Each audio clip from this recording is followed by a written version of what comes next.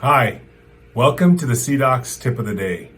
Today I want to talk about a button in the position tool called constrained adoption. There's a little bit of confusion about what we do with that button.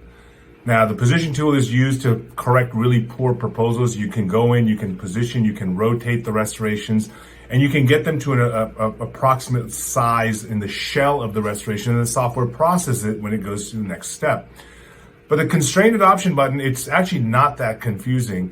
What it does, it allows us to either adjust the occlusion in the contacts automatically, or the software says, hey, I'm just going to give you a process shell, and then you're responsible for adjusting the occlusion in the contacts. Now, there's not a right or wrong way. Sometimes you have to try both ways to see which one works best. But let's take an example. So we have this shell here, and what we're going to do is we're going to adjust it. The occlusion is going to be a little bit high. So if we check the constrained adoption button, the software says, okay, let me now adopt that shell to your margins, because this is just a shell of the restoration. And I'm going to process the restoration and adjust your occlusion and contacts, and you can see the result.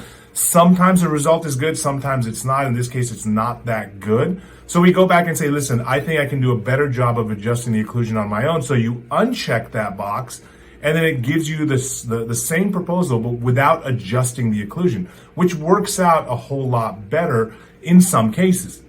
There's no hard and fast rules of what you should do in terms of checking that box.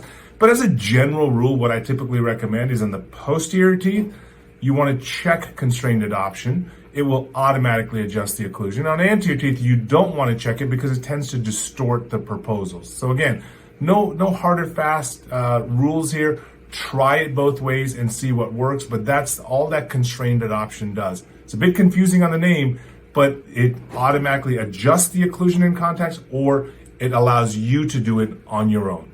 We'll see you next time on the tip of the day.